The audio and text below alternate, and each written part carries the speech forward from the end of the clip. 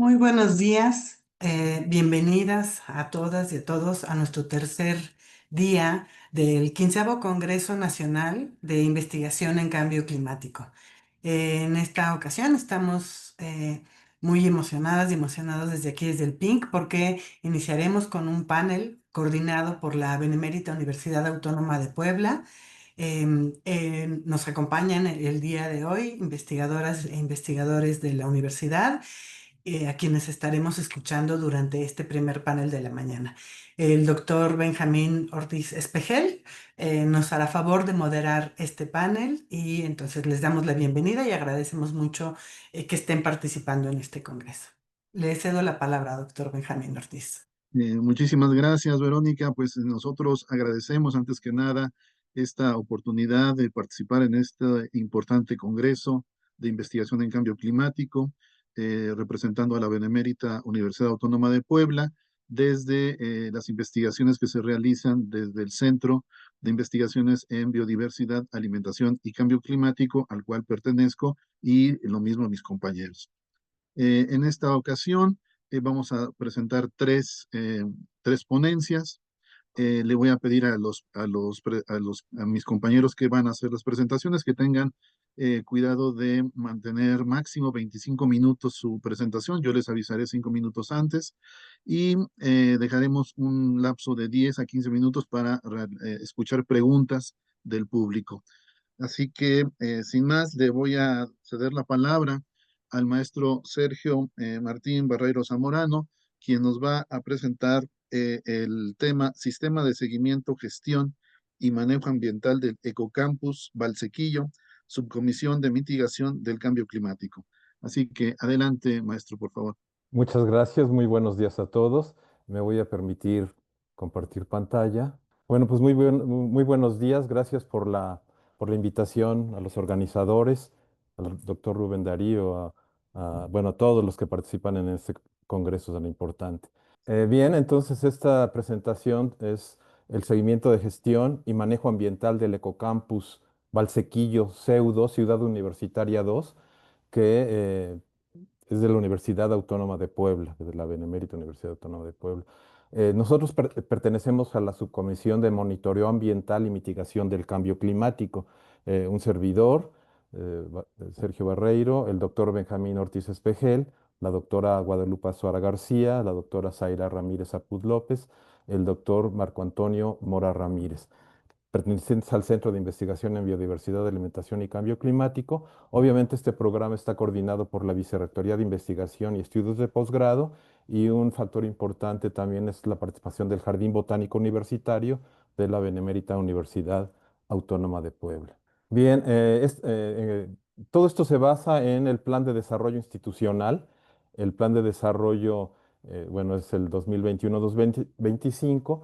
Hace el 4 de octubre tomó posesión nuevamente la rectora Lilia Cedillo Ramírez, quien es la responsable de esta, de este programa de seguimiento, gestión y manejo ambiental de la Benemérita Universidad Autónoma de Puebla, y como responsable directo es el doctor Ignacio Martínez Laguna, que es el vicerrector de investigación y estudios de posgrado, y donde involucra en este plan de desarrollo institucional a estudiantes, docentes, administrativos y por supuesto, a la sociedad, la responsabilidad social de la universidad.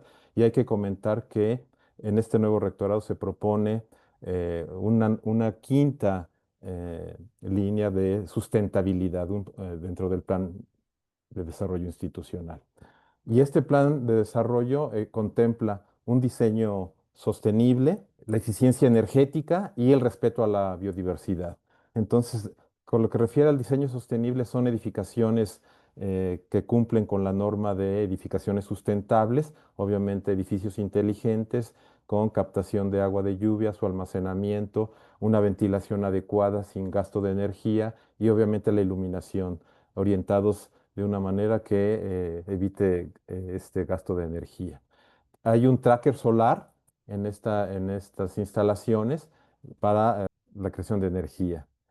Y por otro lado, el respeto a la biodiversidad es una parte importante. Comentaremos sobre el ADBC, Área Destinada Voluntariamente a la Conservación, y es una parte muy importante en el desarrollo de este sistema de gestión. Aquí podemos observar el Ecocampus Valsequillo, es una extensión de 108 hectáreas, colinda con la comunidad de San Pedro Sacachimalpa.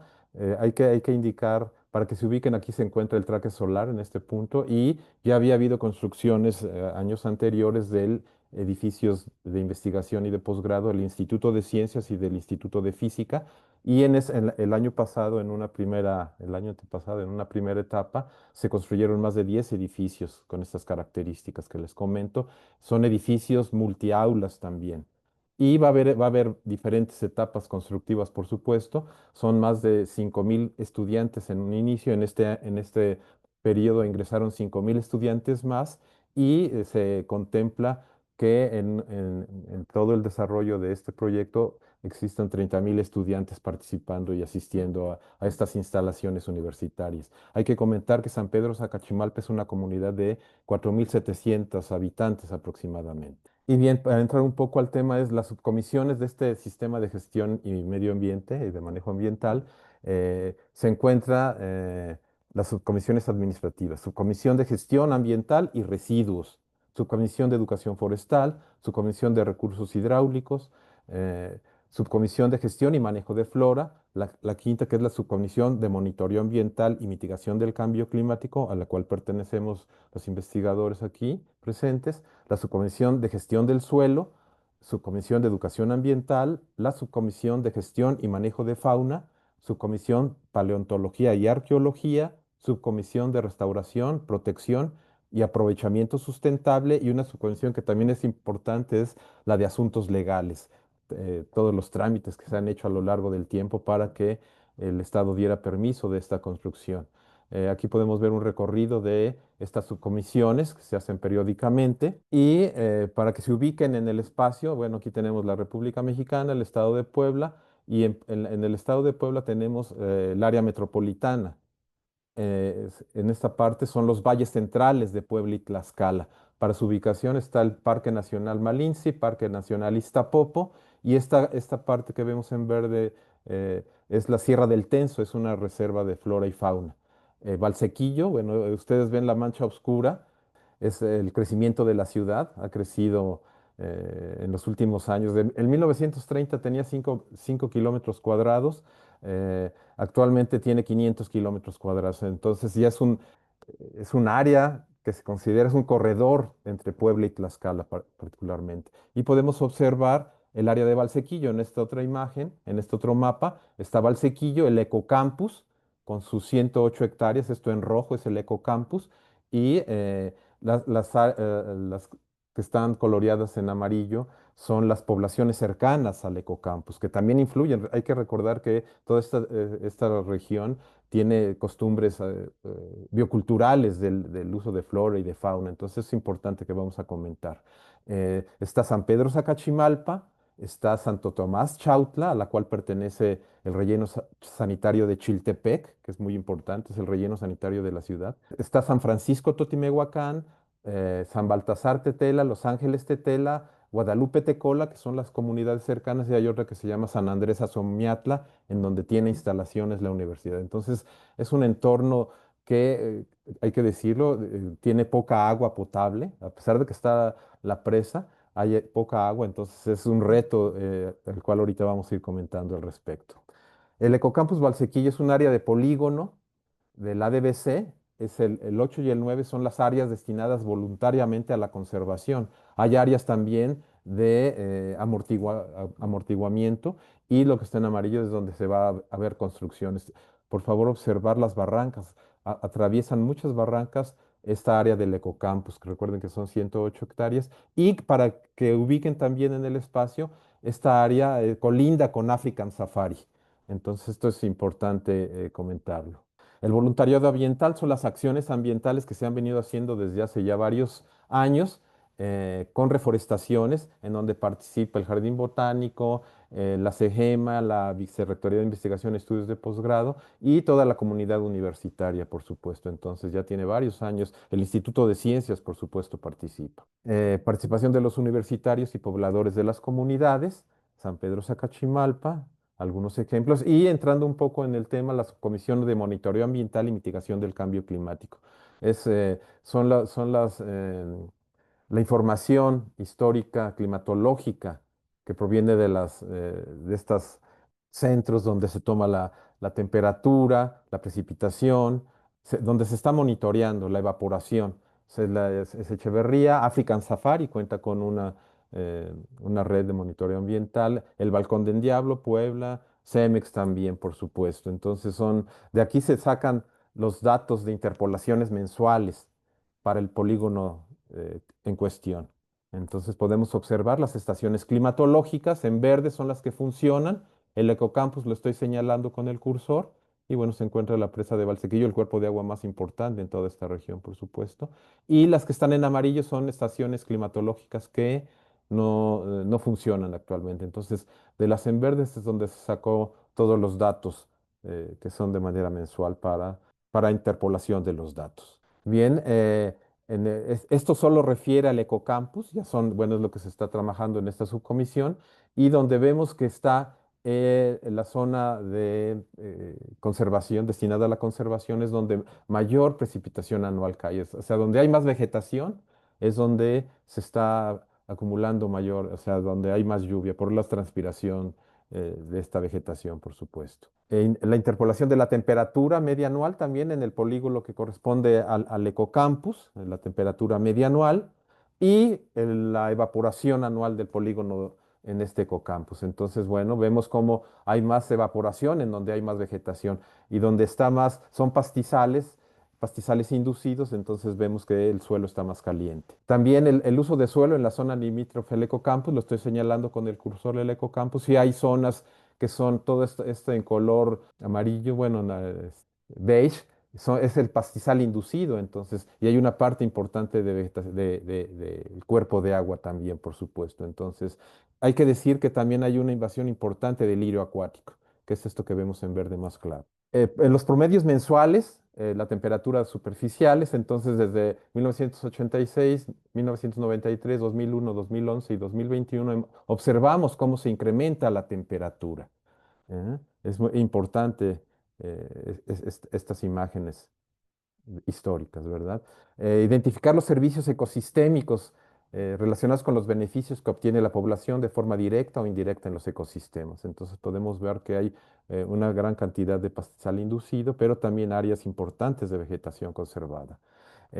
Cuantificar los contenidos de carbón dentro del ADBC, del Ecocampus Valsequillo, establecer un monitoreo eficiente de la recarbonización en este ecocampus. Hay importante, ya se han marcado senderos, va a ser un área donde se va a hacer recorridos también, obviamente este es un proyecto a 99 años, ya se han entregado 2 informes, ya el siguiente será el tercer informe que se entregue de seguimiento a esto. Entonces aquí el Jardín Botánico está haciendo propagación y todos participando en la reintroducción y restauración de especies endémicas en la zona.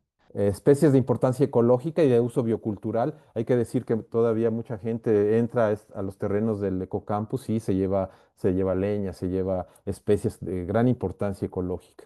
Aquí donde hace recorridos la subcomisión. El jardín botánico es una parte importante en todo este proceso, ya que se imparten programas diseñados con el conocimiento científico y haciendo énfasis en los valores de los recursos vegetales.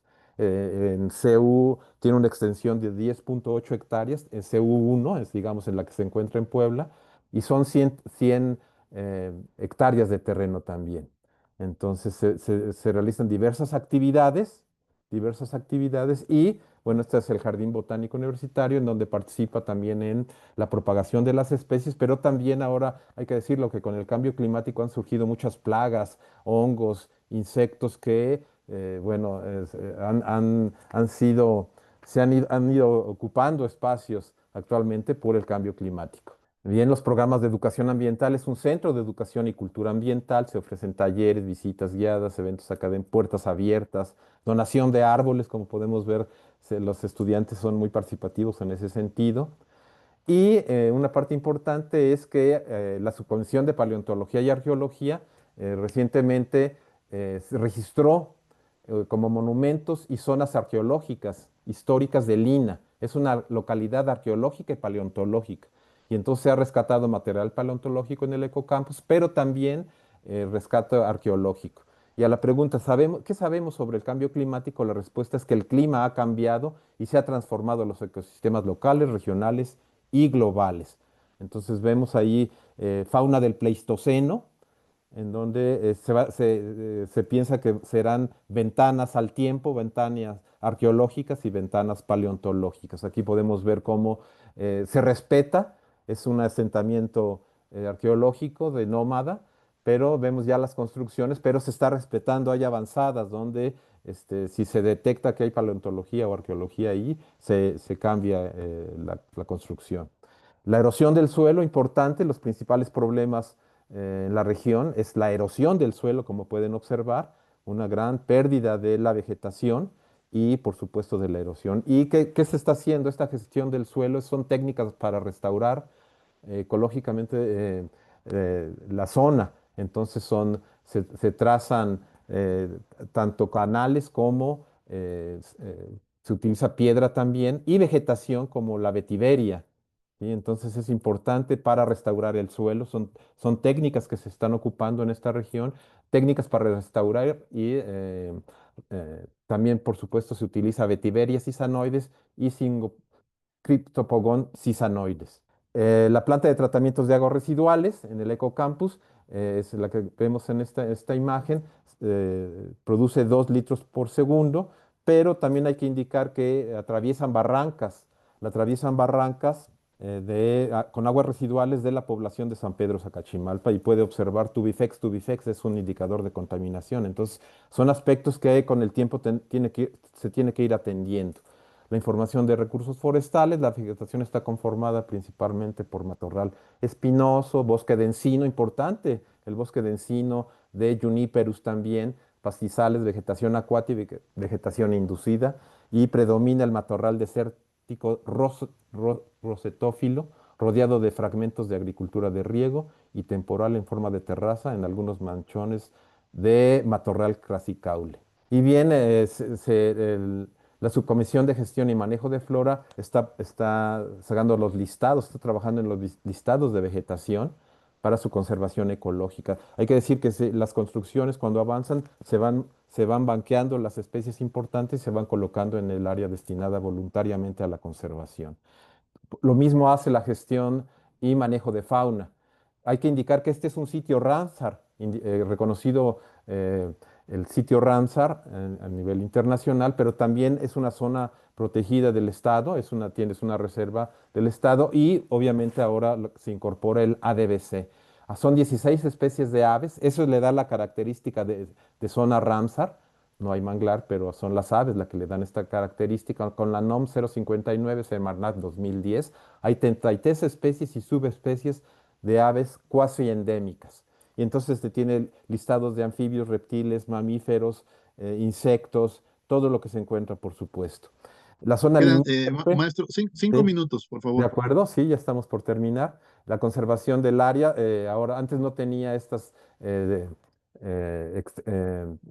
malla ciclónica. Ha habido conflicto con la comunidad, se han robado parte de la malla, pero bueno, esto todo tiene que ser conciliado. Antes pasaban con el ganado las personas y por estos terrenos ahora ya no pueden hacerlo. Un aspecto importante es la maleza acuática, el lirio acuático, es una especie introducida, la Eichhornia crassipes. Entonces, uno de los grandes problemas socioambientales en toda la región, eh, hay una gran cantidad de mosco, ya que se alberga ahí en las raíces del lirio. Otro problema socioambiental, por supuesto, es la basura en las barrancas y la quema de la basura en las barrancas, que generalmente son plásticos y muchos de estos producen dioxinas tetracloroparabenzo-dioxina, que son venenos realmente. Entonces, un problema muy grave es el problema del lirio acuático. La contaminación de los ríos, tanto del Alceseca como del Atoyac, altamente contaminados con metales pesados, detergentes, hidrocarburos. Vean el color, debe de ser transparente y vean el color que tiene. Y para los que no conocen, esta es la cortina de la presa. Entonces, bueno, problemas también que hay. San Pedro Sacachimalpa cuenta con una planta de tratamientos de aguas residuales, pero no funciona desde hace años. Entonces, algo que tiene que hacer gestión también la comunidad y el gobierno, por supuesto, para activar esta planta de tratamientos. y solo hay este tanque de agua en la comunidad para 5,000 personas. Y ahora que van a ir llegando más estudiantes, hay que trabajar con la educación ambiental y la Coordinación de Desarrollo Sustentable Universitario, el SUMA, Sistema Universitario de Manejo Ambiental. Bueno, se va a incorporar, también está trabajando con estas actividades, algunas acciones que se toman como estas casetas.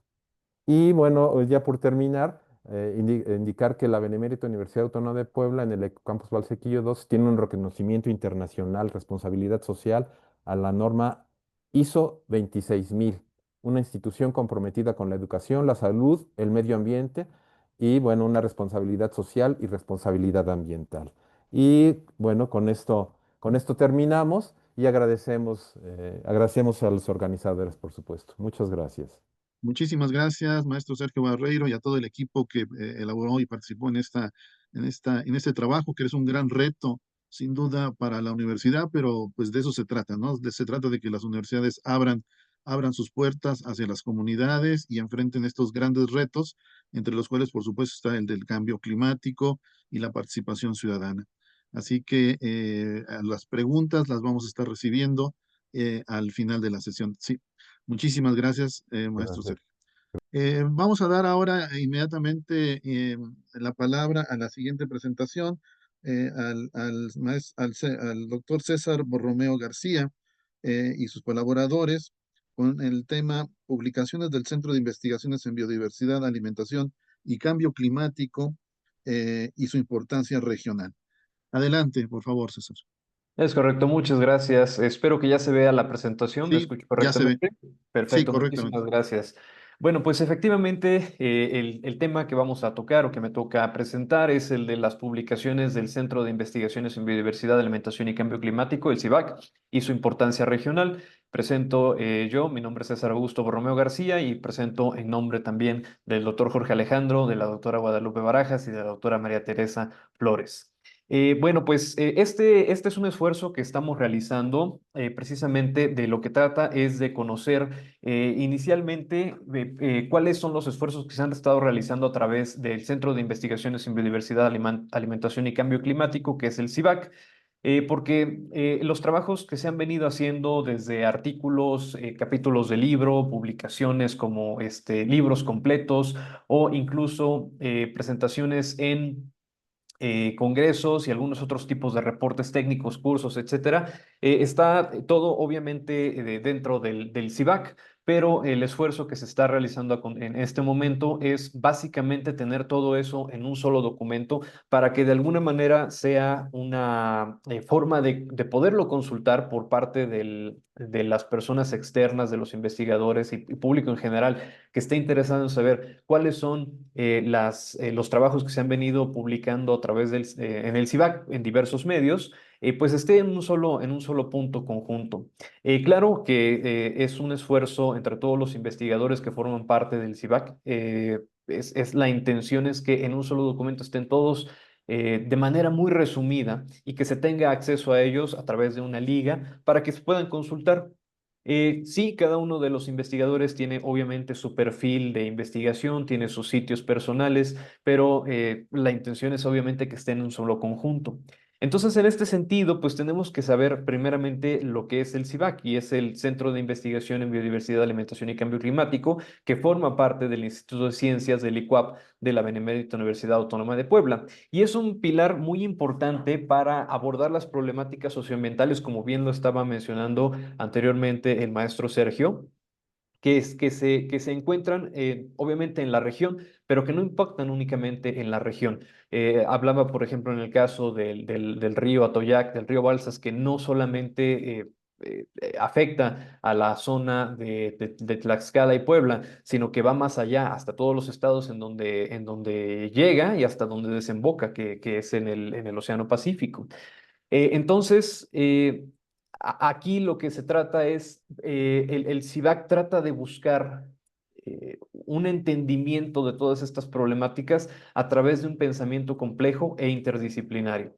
El origen del CIVAC se remonta a, como tal, el Departamento de Investigaciones en Biodiversidad, Alimentación y Cambio Climático, que después evoluciona a ser lo que sería el Centro de Investigaciones. Y la intención es tratar de juntar a todas aquellas disciplinas que normalmente se encuentran separadas, pero que si lo vemos desde un punto de vista integrador, tiene toda la razón de estar juntas, ¿no? O sea, hablamos de la ecología, la sociología, la economía, la cultura, la educación, la salud, todos estos tipos de disciplinas que muchas veces se creen que están separadas, pero que una vez que nosotros lo vemos como un conjunto, podemos comprender cómo la integración de todas tiene un impacto muchísimo mayor para el cuidado del medio ambiente, de la consideración de la alimentación regional, el tipo de alimentación y los impactos que tiene todas las acciones que se llevan a cabo gracias por la acción del hombre en el cambio climático, en las situaciones que actualmente ya estamos viviendo y que se ve un poco difícil de poder detener. Esto lo que nos ha permitido es tener un conocimiento bastante crítico y aplicado en los temas cruciales que son importantes para la región, para el estado de Puebla, para los estados vecinos, pero como le decía, no únicamente para estos lugares, sino también para todos aquellos en donde impacta los temas como la contaminación, la salud pública, las crisis, las gestiones alimentarias, y los temas que hablamos específicamente sobre cultura e idioma. Entonces, esa es la intención del catálogo. El catálogo está actualmente en desarrollo, pero la intención de esta presentación es comentar un poco sobre cuáles son los avances que se tienen precisamente. Este catálogo entonces es una recopilación que trata de reflejar todo el compromiso que se tiene a través del CIVAC con los esfuerzos para el cuidado de la cultura, de la biocultura, del medio ambiente, de la flora, de la fauna. Y bueno, este catálogo reúne de alguna manera todas las investigaciones que se han realizado por investigadores del CIVAC, pero también por algunos otros que forman parte de otras universidades de algunas otras regiones del país que se están integrando precisamente en todos estos proyectos, como el caso del CEGEMA. Todas estas herramientas que se tienen a través del CIVAC son herramientas muy importantes para la consideración de políticas, toma de decisiones, para no solamente a nivel gubernamental, sino también a nivel institucional, como en el caso de la UAP, y para en general tener información respecto a los recursos naturales que se tienen en la región, en el estado y los estados vecinos. Y bueno, la intención es que se pueda transferir el conocimiento entre este grupo de investigadores que somos para poderlo llevar hacia otras personas, compartir un poco del conocimiento y que tenga un impacto en el cuidado del medio ambiente, en la economía, en la cultura, en la sociedad en general. En total, las publicaciones que se tienen, cada investigador obviamente tiene una producción mucho mayor, pero en conjunto aquellos temas que son relacionados con los temas que trata en el CIVAC son estos. Artículos científicos tenemos 22, libros tenemos 4, capítulos de libro son 13 en donde participan diversos investigadores. Ponencias en congreso y o cursos son 14 y algunos otros documentos como reportes técnicos, informes publicados son 8. Bueno, vamos a hablar de manera un poco rápida sobre los artículos porque recordemos que la producción es bastante amplia. En algún momento saldrá el catálogo y si gustan pueden, al final les voy a dejar un correo en el cual pueden mandar un correo para que me digan si es que tienen interés en cuanto se publique el catálogo, se los podamos mandar, pero de una manera muy rápida vamos a hablar de aquellos trabajos que consideramos que tienen un gran impacto en la región de Puebla, de la ciudad de Puebla, del Valle de Puebla y de los estados vecinos. Primeramente, este artículo que se llama Patrimonio Biocultural como Alternativa Sustentable en el Parque Nacional de Malintzin, Tlaxcala, en México, que es un estudio que diagnostica las acciones de conservación de la biodiversidad a través de prácticas sustentables y la participación de la comunidad náhuatl en el Parque Nacional Malintzin en Tlaxcala. Este trabajo tiene una gran importancia porque hay prácticas tradicionales de manejo campesino y el uso de los recursos naturales y forestales que benefician al ecosistema.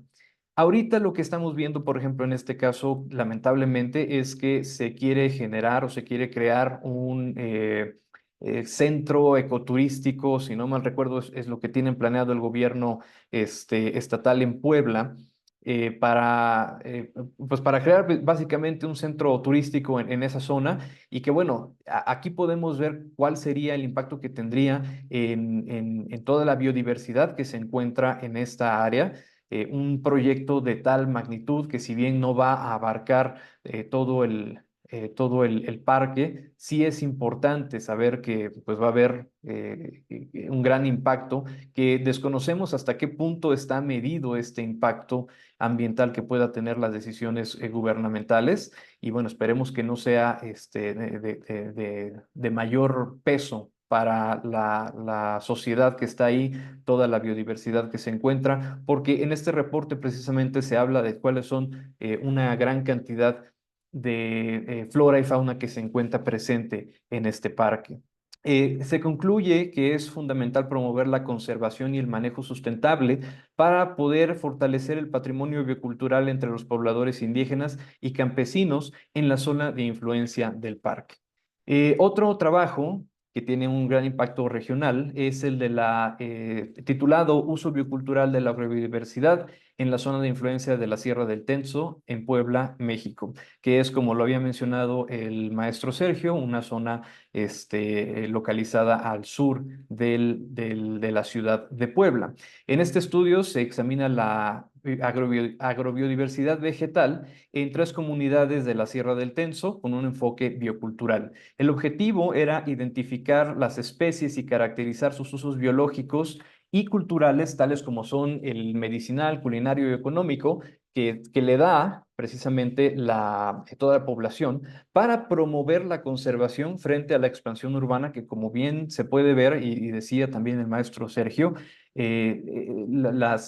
todas las zonas urbanas están creciendo y están creciendo a un paso agigantado, y entonces la pérdida de estos espacios en donde se puede tener producción, perdón, biológica que la utilizan en muchos casos para el autoconsumo, pues va a tener un impacto. Entonces, se inventariaron aquí en esta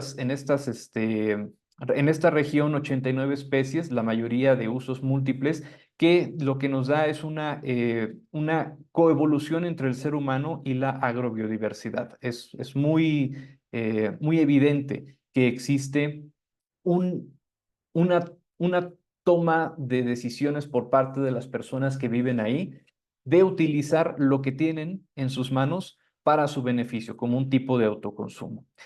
A pesar de la pérdida de la lengua de las personas de la región, las raíces culturales todavía prevalecen a través del uso de la rica flora que existe en la región y pues se tiene que considerar esto al momento de tomar decisiones respecto a la precisamente expansión urbana y considerar que de igual manera el cambio climático tiene un gran impacto en la disponibilidad que tendrán las personas de la región de lo que ellos ya conocen y que implementan para su autoconsumo. Otro trabajo es el sistema agroalimentario de la ciudad de Puebla después de la pandemia de COVID-19. El trabajo analiza el impacto que tuvo la pandemia en el sistema agroalimentario poblano, considerando los subsistemas de producción, abastecimiento y distribución, además del consumo de los alimentos. Se seleccionó el caso de la central de abastos como un mercado mayorista de alimentos, considerando que todavía hay muchas regiones, bueno, muchas pequeñas comunidades alrededor de la ciudad de Puebla en donde todavía se está, eh, se está llevando a cabo prácticas de autoconsumo y autogeneración para tratar de compensar la disminución de los alimentos que no se encuentran en los mercados mayoristas, como precisamente podría ser la central de abastos, además de supermercados. Y podemos recordar y hablar de los casos de los productores que se encuentran en las zonas regionales aquí de la ciudad de Puebla, que se dedican a la producción, por ejemplo, a la producción de tomates, y que ellos básicamente están vendiendo en muchas ocasiones directamente al consumidor, saltándose esta cadena de distribución que muchas veces nosotros nos damos cuenta que le está haciendo muchísimo daño a la producción agrícola porque, como bien se sabe, muchas veces el productor agrícola vende sus toneladas de productos a algunos pesos, mientras que se venden a los consumidores directamente cada kilo en decenas de pesos. Entonces, lo que estamos viendo es una situación en la que hay mucha autoproducción para autoconsumo y también hay productores que producen, tienen su producción regular, digamos, y en vez de pasar por una cadena de distribución, se deciden bueno, un distribuidor, un tercero, se deciden a hacer la distribución directamente a tiendas o incluso vender directamente al consumidor final, y esto beneficia de alguna manera económicamente para ambas partes. Bueno, respecto a capítulos, libros y capítulos, igualmente vamos a hablar solamente de algunos que tienen un impacto bastante importante aquí.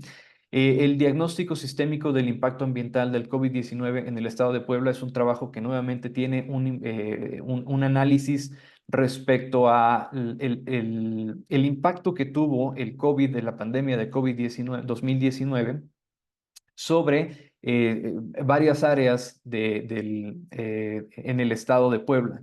Se habla sobre caracterización de interrelaciones e interdefiniciones de elementos sociopolíticos, económicos y ecológicos que se basan en tres subsistemas. La intención es o fue conocer cómo el COVID-19 impactó al sistema o al subsistema de salud, al ecológico y al económico, y saber cuáles son las relaciones que existían entre ellos y el impacto que tuvo en la región precisamente el COVID-19. Otro trabajo es el de El Jaguar, un ensayo biocultural. Este trabajo fue publicado para conmemorar el Día Mundial de la Vida Silvestre en 2018, dedicado a los grandes felinos en peligro de extinción, considerados majestuosos pero frágiles por el Programa de las Naciones Unidas en el Medio Ambiente de la ONU. El texto resalta la alarma sobre la reducción en la población y en los hábitats de estos animales. Como bien lo mencionaban anteriormente, hay ciertas áreas en el estado de Puebla en donde es importante el mantener la flora para poder mantener la fauna, y la reducción de estos espacios debido a expansión urbana, pues obviamente está amenazando con la existencia, en este caso, de algunos de los grandes felinos. Entonces, se aborda aquí el comercio internacional de especies amenazadas y se hace un llamado a la comunidad y a la sociedad en general para proteger a todos estos animales. Y bueno, funciona también no solamente como para proteger a estos grandes felinos, sino también para saber que las acciones que nosotros realizamos obviamente tienen un impacto en la fauna regional, y la intención es tratar de generar conciencia entre la gente para que tomemos ciertas medidas respecto a lo que hacemos, nuestras prácticas que muchas veces pueden parecer sencillas, pero tienen un gran impacto ambiental. Finalmente, podemos hablar sobre capítulo llamado El cambio climático en territorios bioculturales de México, una aproximación metodológico-territorial. El capítulo, publicado en este libro, Complejos Bioculturales de México, aborda la relación entre biocultura y cambio climático desde la perspectiva de los sistemas complejos. Se discute la vulnerabilidad climática como un estado preexistente del sistema determinado por la sensibilidad y capacidades adaptativas. El estudio encontró que los territorios bioculturales de México, a pesar de su gran sensibilidad, también han demostrado una notable capacidad de adaptación, absorbiendo entre el 60 y 90% de los eventos hidrometeorológicos extremos entre 2000 y 2017. Lo que busca este trabajo es contribuir a la formulación de políticas públicas que consideren este enfoque biocultural. Y lo que podemos ver aquí es precisamente que podemos hablar obviamente de los cambios que ha habido debido a los ejemplos que habíamos mencionado anteriormente, pero finalmente hay una adaptación por parte de los territorios bioculturales. Entonces, tendríamos que tener esa conciencia precisamente para saber que nuevamente nuestras acciones tienen un impacto, muy a pesar de que haya adaptaciones finalmente nosotros podemos ver situaciones como las que están pasando en la ciudad de Poza Rica.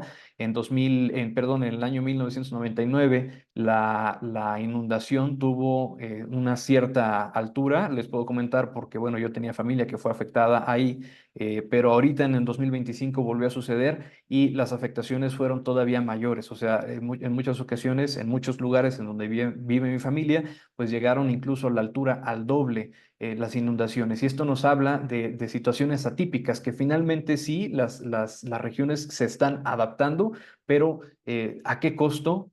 No solamente para las personas, sino qué costo también para la naturaleza. Entonces, son algunos de los trabajos que finalmente podemos presentar aquí, que se están desarrollando en el trabajo como tal de recopilación del catálogo, que obviamente existe una mayor cantidad de producción. Cada uno de los investigadores, como mencionaba, tiene una producción mucho mayor. Simplemente al momento de considerar cuáles tendrían que integrar el trabajo del catálogo, se buscaron aquellos que estuvieran mucho más relacionados con el trabajo que están realizando dentro del CIVAC. Entonces, si desean ver la producción que tiene cada uno de los autores, pueden buscar en las plataformas que seguramente tienen cada uno de ellos, como Google Scholar, ResearchGate Academia y como tal en la Benemérita Universidad Autónoma de Puebla.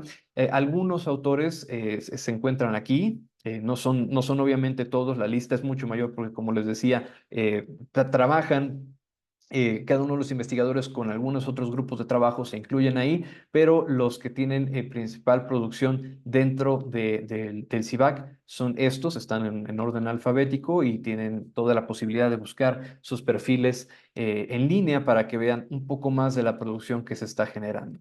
Ahora, este catálogo lo que trata de evidenciar es el esfuerzo constante por generar y compartir conocimiento científico que contribuya al desarrollo sostenible y a la conservación de la biodiversidad de la región y que además no tenga impacto, como bien decía anteriormente, en algunos otros estados en donde finalmente los cambios de uno van a impactar a otro. Es como casi un efecto mariposa.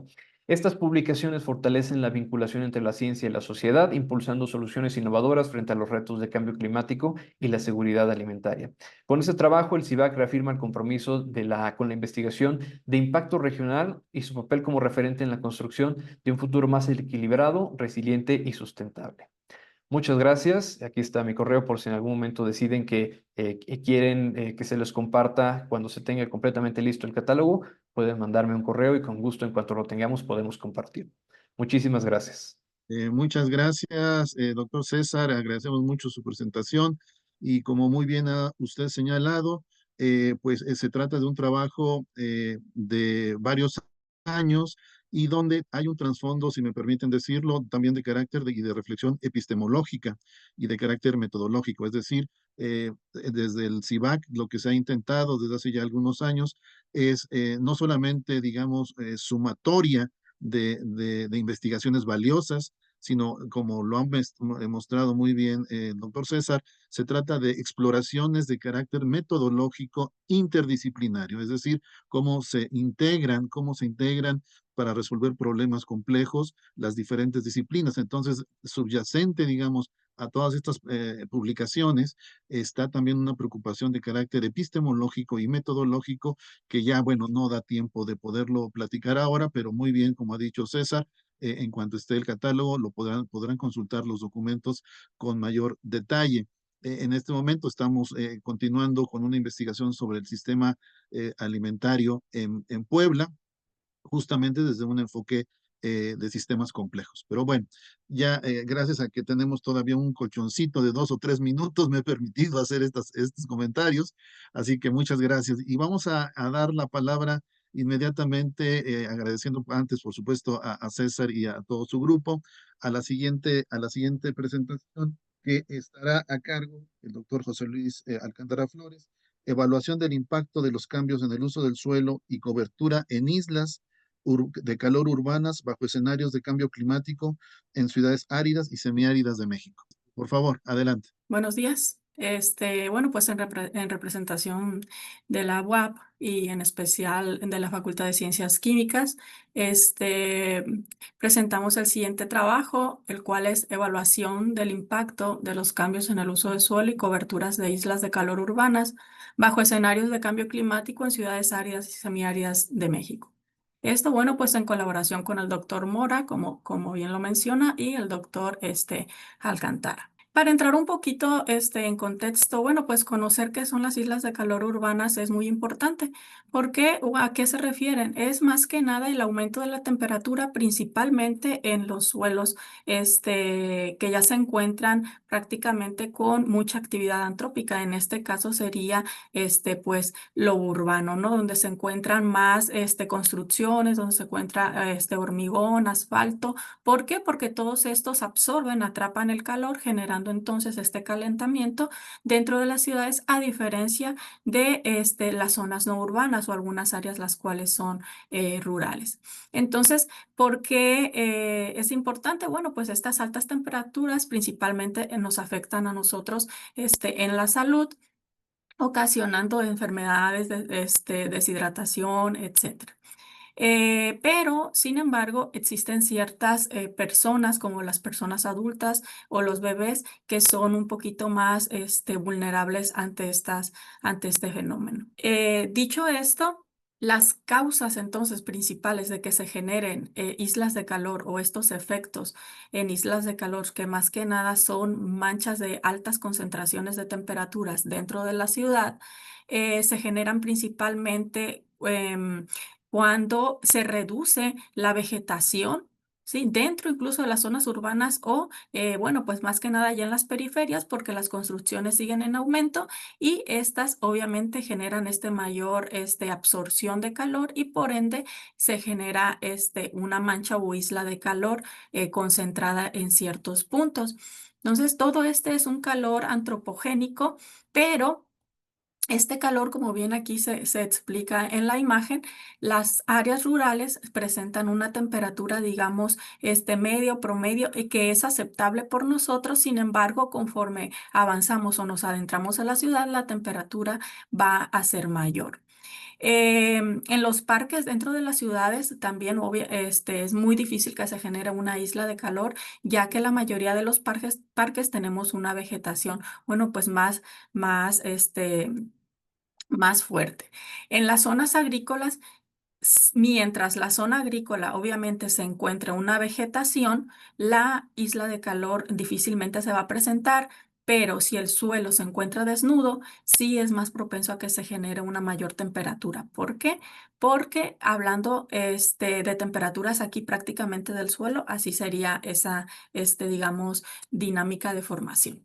Pero entonces, ¿por qué es importante estudiar estas islas de calor? Como ya lo mencioné, existe un alto riesgo a los golpes, perdón, de calor, los cuales, bueno, pues ocasionan muchísimos complejos dentro para nuestra salud, ¿no? Principalmente agotamiento. Este golpe de calor puede ser incluso hasta fatal o no fatal y causarte simplemente algunas dificultades respiratorias, etcétera. Aumento de energía, ¿por qué? Porque entonces a mayor calor, mayor temperatura, nosotros vamos a tener una demanda más alta, perdón, de necesidad de electricidad. Y por lo tanto, entonces generamos también más contaminantes atmosféricos. Entonces, todas estas temperaturas elevadas también propician una tasa ya de aumento o de formación de ozono más elevada. La formación de islas de calor. Las islas podemos conocerlas como atmosféricas y superficiales. En esta investigación nos vamos a centrar un poquito más en lo que serían las superficiales, pero esta diferencia pues es muy sencilla. Las atmosféricas es la temperatura más que nada del aire y las superficiales ya es la del terreno, ¿sí? Y las temperaturas varían entre el día y la noche. Aquí la imagen que estoy mostrando prácticamente nos dice que obviamente el centro de la ciudad tenemos temperaturas muy elevadas, pero al caer la noche esta temperatura va a ir disminuyendo. Al inicio vamos a seguir teniendo una temperatura a lo mejor alta o islas de calor entre las 9 u 11 de la noche. Se pueden presentar todavía, pero ¿por qué? Porque toda esta superficie que prácticamente pues es cemento, es construcción, está liberando toda esa energía o toda esa calor que absorbió. Sí, bueno, pues las diferencias entre lo urbano, los suburbios aquí, pueden o se aprecian principalmente. ¿Por qué? Porque obviamente dentro ya de lo que es prácticamente urbano va a ser pura construcción, y en los suburbios, bueno, pues tenemos un poquito más de vegetación que hace que estas islas disminuyan o que incluso no se presenten. Las intensidades de las islas de calor, bueno, pues estas diferencias principalmente se atribuyen, como lo mencioné, a las áreas urbanas y a las no urbanas. Una diferencia muy puntual entre una ciudad y una zona rural es que su temperatura siempre, bueno, la mayoría de las veces va a aumentar más de 3 centígrados, entre 3 y hasta los 10 centígrados. ¿Por qué? Porque tenemos, como bien se dice, una mayor absorción y retención de calor dentro de las ciudades, al contrario de las zonas urbanas. ¿Por qué? Es menor porque se presentan cuerpos de agua, porque existe vegetación, y incluso, pues, incluso una penetración o absorción de agua, perdón, cuando, pues, llueve, etcétera, ¿no? Entonces, bueno, dicho esta pequeña introducción de lo que serían las islas de calor, nuestra investigación se va a centrar prácticamente en las SUI, que son las islas de calor, pero son las superficiales, y nuestro proyecto de prácticamente que estoy presentando son ya resultados que se tienen de el proyecto de estancia postdoctoral, que es pues el tema que les acabo de presentar, que es más que nada, en conclusión, evaluar cómo los cambios de uso de suelo, principalmente cómo lo urbano está consumiendo a otro tipo de vegetación, y por ende también en lo urbano se siguen formando más estas superficies de temperaturas elevadas, consideradas islas de calor superficiales, pero en escenarios de cambio climático y en ciudades seleccionadas que se encuentren sobre zonas áridas y semiáridas de México. Esto principalmente porque al ser árido o semiárido, también son donde se presentan las mayores temperaturas. La metodología, bueno, pues iniciamos seleccionando primeramente ciudades dentro de las zonas áridas y semiáridas de México. Para eso, primero se tomó un mapa árido, el cual se acaba de publicar una investigación acerca de él en colaboración con una colega, donde ella evalúa las zonas áridas actuales, que es el mapa que se presenta. A partir de ese mapa actual, bueno, pues seleccionamos las ciudades de Mexicali, Hermosillo, Culiacán, Torreón, Ciudad Juárez, San Luis Potosí, Tehuacán y Puebla. Puebla la seleccionamos como área piloto para poder evaluar y aplicar primero la metodología en esa ciudad y poder comprender toda la metodología, vaya, los métodos que vamos a aplicar para en un futuro pues aplicarlas a las demás. Como primer punto se evalúan los cambios de uso de suelo y de cobertura. Para esto se utilizaron datos de la cartografía oficial de INEGI, de la serie 1, de la serie 3, de la serie 5 y de la serie 7, correspondiente a 1991, 2001, 2011 y 2021. Todos estos cambios se analizaron y se generaron mapas raster para poder aplicar una metodología presentada por Pontius, que es a través de una tabulación cruzada de diferencias de píxeles de cada una de esas categorías, conocer sus cambios, cuánto ha cambiado una categoría a otra o cuánto ha perdido sobre la anterior, etcétera. Y como principal, bueno, pues entonces tendríamos los indicadores de cambios, que sería el cambio neto y el cambio total. ¿Qué quiere decir esto? Bueno, pues yo voy a conocer cómo la categoría urbano, qué tanto ha crecido, se ha expandido, pero ¿a costa de qué? Para tener esta expansión, obviamente tenemos que tener entonces una reducción de otra vegetación. ¿Y cuál sería? Ese es un punto muy importante, pero también pues conocer las pérdidas. Entonces, ¿pérdidas de qué? De esas vegetaciones principalmente. Entonces, eso es más que nada para conocer cómo las ciudades seleccionadas se han ido expandiendo, ¿no? Y conocer cuáles son los tipos de suelo, coberturas por las cuales ha avanzado. Como ya para pasarnos al siguiente punto, que es, bueno, pues un punto importante, que son ya las anomalías, las temperaturas, las térmicas. Bueno, pues esta se obtiene a partir de percepción remota. Se seleccionan imágenes principalmente que sean de abril y mayo, de las temperaturas superficiales. Seleccionamos la constelación Landsat. ¿Por qué? Pues principalmente por la periodicidad que tenemos de ella, que tenemos imágenes incluso desde 1980, y nuestro análisis lo queremos referir a un futuro, a algún escenario climático. Por lo tanto, necesitamos un análisis extenso de estas temperaturas. Y existen otras constelaciones como MODIS, Aster, etcétera, pero la Landsat, bueno, pues para el estudio, y al ser muchísimas ciudades, su resolución es buena. Aparte de que la NASA también ya nos da una constelación 2, nivel 2, donde ya nos muestra prácticamente una banda, donde ya podemos obtener directamente la temperatura. Sin embargo, para poder conocer estas islas de calor, no podemos solamente identificarlas conociendo la temperatura como tal. Necesitamos normalizar esos datos, y lo realizamos a partir del índice Z-Score, que más que nada toma la temperatura de cada uno de los píxeles y los resta la temperatura urbana, ¿sí? Sobre la desviación estándar. Y entonces así podemos evaluar, más o menos como se muestra esta imagen, estas pequeñas manchitas, donde nosotros podríamos decir que entonces ahí ya se está presentando, a partir de tal valor, ciertas islas de calor. Bueno, pues ya se tienen algunos resultados. Cabe mencionar que los resultados de los cambios de uso de suelo ya se tienen para todas las ciudades seleccionadas, para cada una de ellas. Sin embargo, como prueba piloto, inicié con Puebla, y es lo que se está presentando principalmente por los tiempos. Y aquí se encontró un incremento muy fuerte desde el año 1991, de hasta el 480% de incremento en la zona urbana.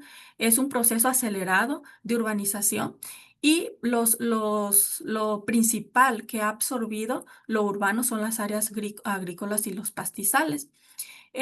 Todo esto, bueno, pues refleja entonces que esta sustitución de las áreas naturales, por impermeables, y aunado al análisis de los resultados que voy a presentar más adelante de temperaturas, sí tiene un balance y intensifica de manera directa que se presenten estas islas de calor en el área de Puebla, porque no nada más se concentra en el centro de Puebla, sino que se concentra prácticamente y distribuye en islas de calor en toda el área urbanizada de Puebla. Entonces, nosotros tenemos que de 1991 al 2001, nosotros tenemos un incremento hasta del 330%, del crecimiento urbano. Ahorita lo voy a presentar en una imagen, pero cabe mencionar que este periodo es el más alto. Y aquí podemos observar, y es importante mencionar que INEGI tiene estas series, la publica en 1991. Sin embargo, sus datos pueden a lo mejor estar un poquito desfasados. Sin embargo, es el dato oficial que tenemos, y es en el que nos estamos basando, porque los datos de él pueden variar desde el 85-86, que se empezó a tomar la muestra, hasta la publicación. Sin embargo, este crecimiento sí es bastante.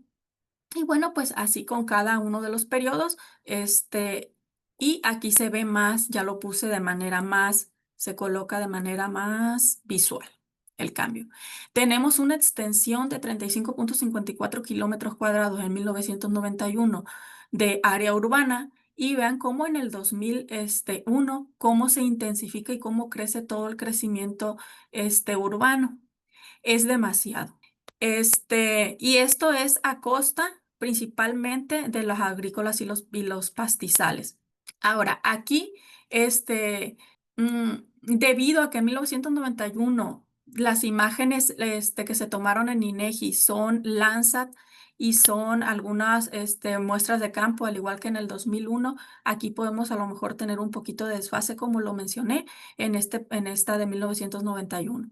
Sin embargo, el crecimiento pues es positivo siempre. Del 2011 al 2021 se tiene un crecimiento del 10%, y sigue creciendo principalmente sobre pastizales y zonas agrícolas. Y el cambio total, bueno, pues sería este de 1991, como de una pequeña mancha urbana concentrada pasa al año 2021, expandiéndose prácticamente, bueno, pues sobre todas estos cambios. Ahora, para la detección de las islas de calor, bueno, pues los resultados que se han encontrado evidencian que este incremento es progresivo, ha aumentado aproximadamente de 1991 al 2021 entre 3 centígrados y se pueden encontrar, si ya se están analizando sobre manchas urbanas superficiales de calor, este incremento puede ser aún mayor. Y donde se está presentando una mancha urbana en el 2001, por ejemplo, y se vuelve a presentar en el 2021, esa mancha urbana ya no va a tener la misma temperatura o el mismo aumento, sino que incluso puede tener hasta 4 centígrados. Entonces, todos estos valores prácticamente térmicos que se obtuvieron de las imágenes Landsat, nos muestran que para el 2021, la expansión que se da en Puebla, donde se presentaron más las islas de calor urbanas, son hacia el norte y poniente de la ciudad, coincidiendo con áreas que se han construido recientemente de urbanización. La magnitud promedio, como lo mencioné, es en promedio 3%, pero puede ser más. Y ha reflejado entonces pues esta vinculación que al quitar suelos agrícolas o cualquier otro tipo de vegetación, pero en este caso principalmente los pastizales, y sustituidos por estas superficies impermeables, pues entonces sí nos generan un nuevo patrón de temperaturas. Si se estaba presentando una temperatura similar a las rurales o durante toda la zona urbana, tenemos una temperatura promedio. La diferencia entre ya áreas que no están urbanizadas es este 3%. Entonces, todo esto confirma que la intensificación térmica sí está relacionada prácticamente con la urbanización. El caso para la SUI en entornos ya de ciudades áridas y semiáridas, en este caso como prueba piloto, Puebla es la única que ha relacionado ambos resultados con temperaturas y con usos de suelo. Y bueno, pues el resultado pues es positivo, como se tenía planteado en un inicio, pero ya se tiene un poquito más de idea de cuáles son los usos de suelo que se tenían antes de ya ser impermeables, de ya ser urbanos. Entonces aquí, bueno, pues por los tiempos nada más puse esta imagen que corresponde al 2001 y al 2021, donde claramente vamos a ver que para el 2001 nosotros aplicamos el Z-Score. Para el 2001, los primeros dos indicadores, que son los colores en verde, nos muestran prácticamente que aquí, bueno, pues la temperatura es similar tal vez a las zonas rurales, o a las orillas de Puebla, pero las manchas aquí en rojo, esto ya nos está mostrando que se están presentando islas de calor superficiales, y a un lado se está presentando otra isla un poquito más extensa, pero no tan significativa. Pero en el 2021, ¿qué es lo que pasa? Que no tenemos las primeras categorías. En el 2021 ya tenemos prácticamente las últimas 3 categorías, donde ya, si observan, las manchas estas son las islas de calor que ya son o nos afectarían directamente y que se encuentran principalmente sobre algunas áreas urbanizadas. Y el color naranja, pues toda la ciudad se encuentra con altas temperaturas, y algunas pequeñas en amarillo, donde estas pues ya son similares a temperaturas que podríamos decir que son aceptadas por nosotros o que no nos pueden dañar. A manera de conclusiones, bueno, pues tenemos entonces que esta evidencia de expansión urbana durante décadas, bueno, se ha transformado completamente el paisaje, con un aumento del más de 480% en las áreas urbanas, principalmente consumiendo áreas agrícolas y pastizales.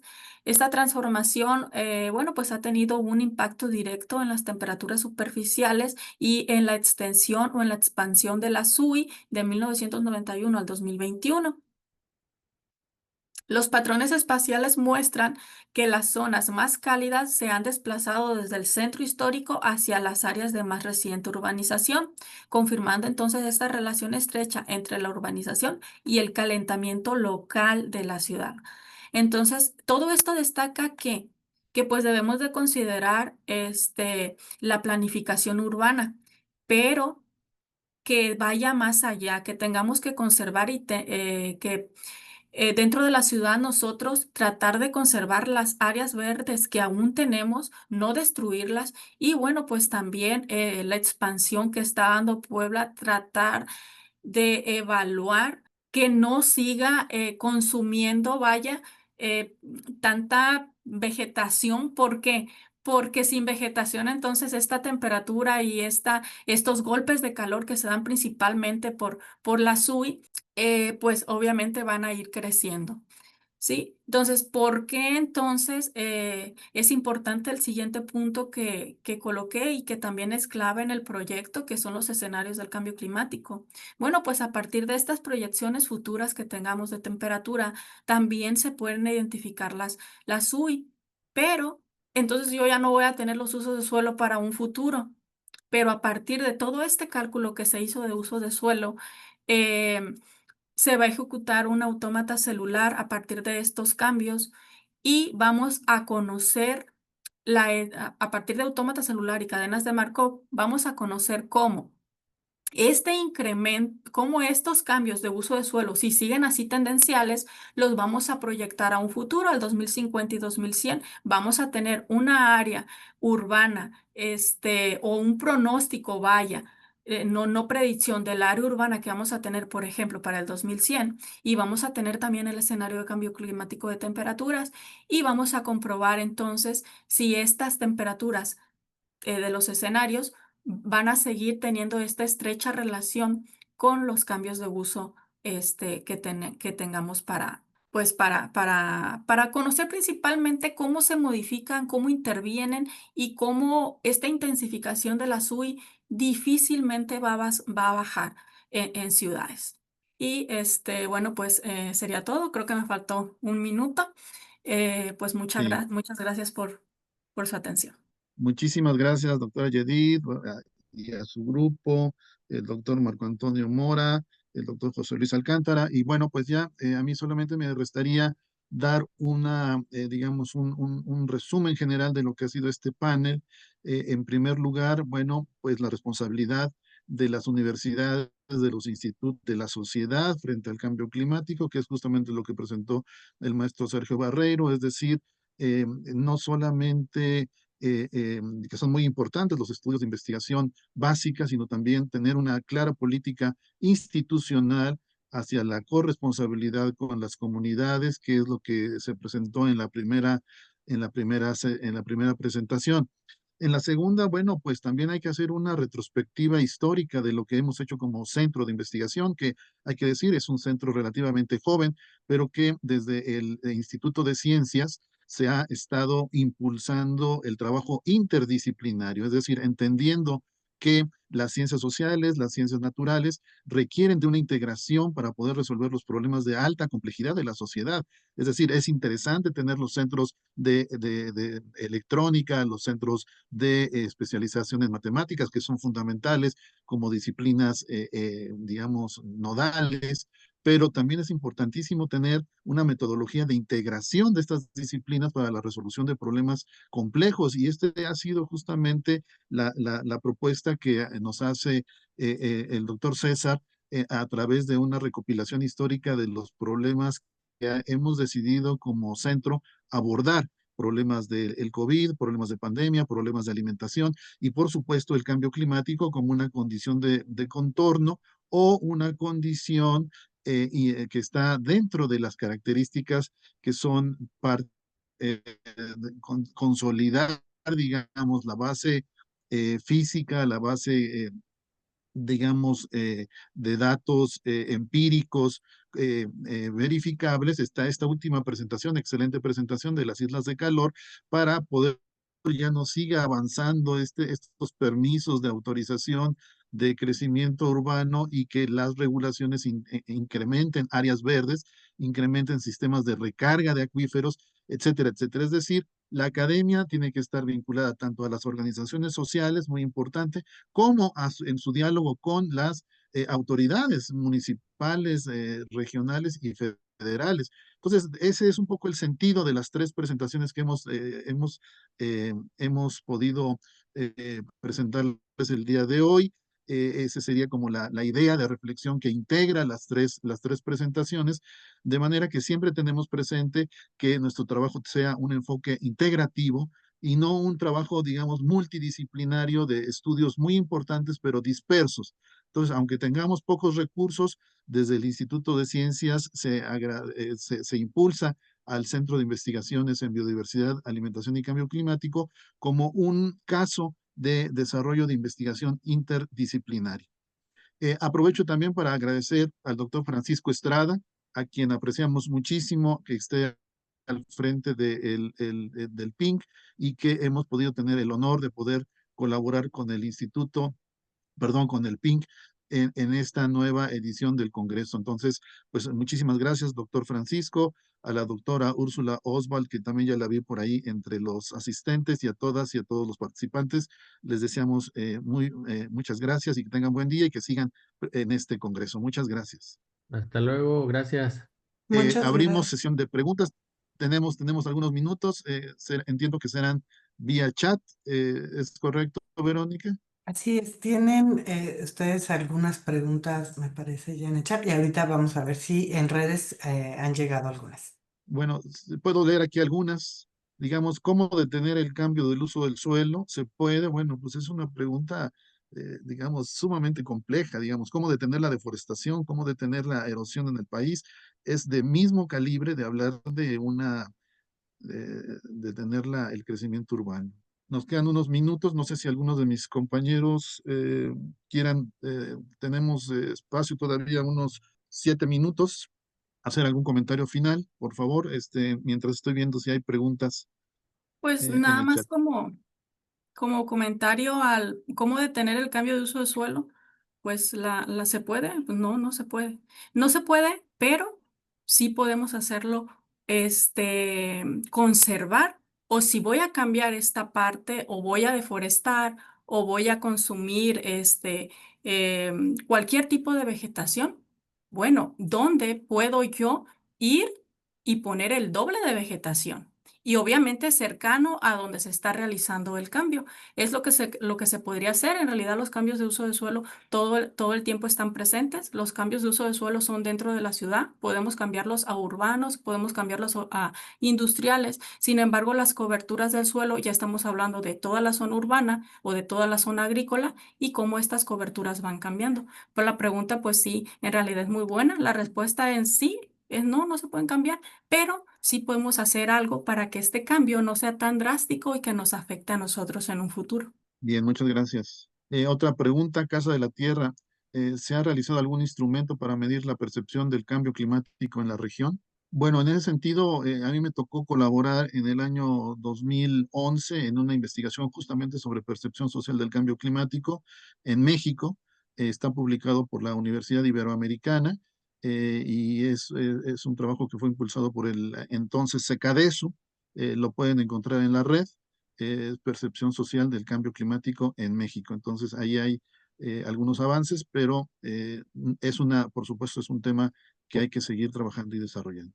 Hay otra pregunta. Buenos días. ¿Se ha probado tener prácticas sostenibles en Puebla para la agricultura o la ganadería? Maestro Sergio. Con respecto al uso biocultural, por supuesto, la agrobiodiversidad, hay un listado de especies. Para Puebla, bueno, se tiene el maíz se siembra en todos los municipios del estado y esta es una parte pues importante en ese sentido. Yo creo que sí, sí se tiene esto. Y conservar, una parte importante es la conservación de la biodiversidad y de la agrobiodiversidad. Gracias. Me gustaría aprovechar para comentar que el viernes pasado tuvimos como centro de investigación el 9º Foro Ambiental Automotriz, que participamos de manera coordinada con la Volkswagen de México, la empresa más importante del estado. Y bueno, tiene que ver, el tema de este año fue sustentabilidad, eje de desarrollo de las organizaciones. Entonces, es importante trabajar en ese sentido de el desarrollo sustentable en todas las organizaciones, en las universidades y también desde el punto de vista del gobierno. Gracias. ¿Han trabajado con imágenes spot? Yedid, no sé si, Sí, o maestro Marco Antonio. pues Sí. sí he trabajado con imágenes spot, sin embargo, pues es que depende qué proceso o qué variable tú quieras analizar, pues depende la imagen que vas a utilizar. En este caso, spot, por ejemplo, para evaluar temperaturas, pues no sirve. Para analizar los cambios de uso, claro que sirve y es mucho mejor que una Landsat. Sin embargo, en mi caso, pues para mi periodo, que es un poco más largo, de 30 años o más, entonces, pues necesitaba imágenes que sí me proporcionaran desde los años 80 o 90, que es por esta razón INEGI trabaja con estas imágenes, por esta tendencia, ¿no? Y periodicidad de los datos. Pero Spot, claro que he trabajado y muchísimas más. Bien, otra pregunta. ¿Qué retos tiene la investigación interdisciplinaria en el tema de cambio climático y cómo se superan? Melanie. Bueno, esto es algo que comenté hace unos minutos. La investigación interdisciplinaria en principio no es una investigación multidisciplinaria, o sea, eso es lo primero que hay que entender. Se requiere de la conformación de un nuevo marco metodológico, un nuevo marco epistémico, en donde los investigadores involucrados en una problemática compleja de cambio climático asuman todos, digamos, la misma problemática como problema eje, y en ese momento se estaría conformando una investigación de carácter interdisciplinario. Pero esto no se da en automático, ¿no? Esto requiere de todo un proceso de reflexión, de pensamiento, que para nuestro caso, en nuestro centro de investigación, nos ha llevado ya cerca de 5 años un seminario permanente de reflexión metodológica alrededor de problemas complejos y de la metodología de sistemas complejos de la escuela de Rolando García. Entonces, digamos, no es, se puede hablar fácilmente de hacer investigación interdisciplinaria, pero como una sumatoria. Nosotros entendemos que la investigación interdisciplinaria no es una sumatoria de conocimientos de las diferentes disciplinas y que se compilan en un libro, sino que se trata de una reflexión de carácter metodológico que hace un recorte de la realidad, y ese recorte de la realidad es precisamente el sistema complejo que se traduce en la investigación interdisciplinaria. O sea, la investigación interdisciplinaria responde a una preconcepción teórica de complejidad de los problemas. Entonces, la interdisciplina no es una herramienta como podría ser la estadística o las entrevistas cualitativas, sino la investigación interdisciplinaria es una perspectiva de investigación completamente diferente a digamos, a la escuela positivista, que desgraciadamente es la que domina en la mayor parte de las universidades y los centros de investigación. Entonces, ahí quedaría la respuesta también a la segunda parte de la pregunta, ¿cómo se supera? Bueno, se supera precisamente con una autocrítica de las instituciones que promueven investigación, en no seguir haciendo más investigación de calidad, por supuesto, con una alta calidad en sus datos, digamos, cuantitativos, pero una investigación desconexa de la problemática de las comunidades aledañas de nuestros propios centros de investigación, de nuestra responsabilidad social y de nuestra reflexión epistemológica como disciplinas.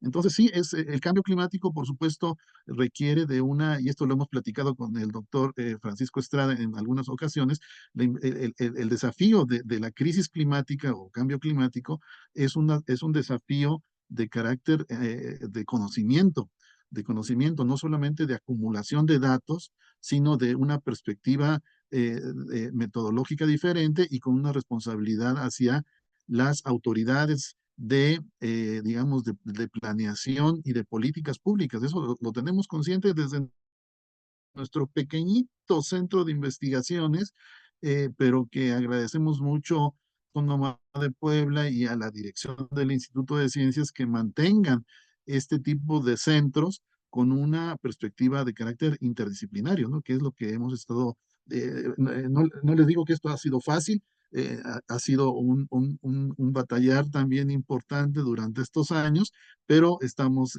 presentando estos resultados. Así que es muy buena pregunta, Melanie, muchas gracias. Me Y creo que gustaría ya complementar. estamos sobre el tiempo. Y Perdón, adelante.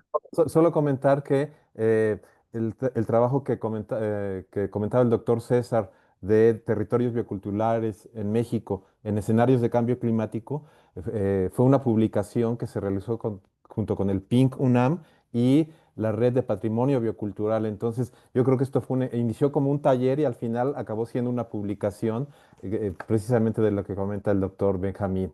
Gracias. Sí, cierto, es muy cierto. Digamos que es también este tipo de congresos pues nos ayuda a vincularnos entre diferentes instituciones nacionales e internacionales y bueno, ahí está, estas oportunidades de colaboración, ciertamente. Bueno, pues faltando 5 minutos, creo que nos da suficiente tiempo para ir preparando el siguiente panel.